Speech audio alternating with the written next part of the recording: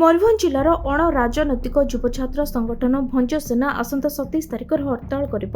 ଦୀର୍ଘ ଦିନ ଧରି ମୟୂରଭଞ୍ଜ ଜିଲ୍ଲା ଶିକ୍ଷାଧିକାରୀଙ୍କ ମନମୁଖୀ ଯୋଗୁଁ ଜିଲ୍ଲାରେ ପ୍ରାଥମିକ ଶିକ୍ଷା ବ୍ୟବସ୍ଥା ସମ୍ପୂର୍ଣ୍ଣ ବିପର୍ଯ୍ୟସ୍ତ ହୋଇଛି। ଶିକ୍ଷାଧିକାର ଅଧିକାରୀଙ୍କ ଭୁଲ ନିଷ୍ପତ୍ତି ଯୋଗୁଁ ଠାକୁରମୁଣ୍ଡା ବ୍ଲକ ଅଧୀନ ନୂଆଗାଁ ବାଳିକା ଉଚ୍ଚ ବିଦ୍ୟାଳୟର ଶିକ୍ଷୟିତ୍ରୀ ପ୍ରମିଳା ସାହୁ ଆସନ୍ତା 27 ତାରିଖରେ ନିଜେ ଆତ୍ମଦାହ କରିବେ ବୋଲି ଘୋଷଣା କରିଛନ୍ତି।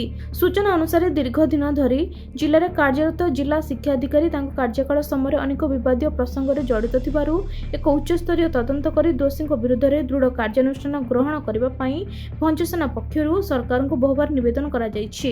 ତେବେ କୌଣସି ପଦକ୍ଷେପ ଗ୍ରହଣ କରାଯାଉନଥିବାରୁ ସଂଗଠନ ବାଧ୍ୟ ହୋଇ ରାଜରାସ୍ତାରେ ଆନ୍ଦୋଳନ କରିବ ବୋଲି ନିଷ୍ପତ୍ତି ନେଇଛି। ଆସନ୍ତା 27 ତାରିଖ ଦିନ ମୟୂରଭଞ୍ଜ ଜିଲ୍ଲା ମଧ୍ୟ ଦେଇ ଯାଇଥିବା ସମସ୍ତ ଜାତୀୟ ରାଜପଥ, ରାଜ୍ୟ ରାଜପଥ ଓ ଅନ୍ୟାନ୍ୟ ପ୍ରମୁଖ ରାସ୍ତାରେ ସକାଳ 10ଟାରୁ ହରତାଳ ଆରମ୍ଭ ହେବ ବୋଲି ସଂଗଠନ ପକ୍ଷରୁ ନିଷ୍ପତ୍ତି ନିଆଯାଇଛି।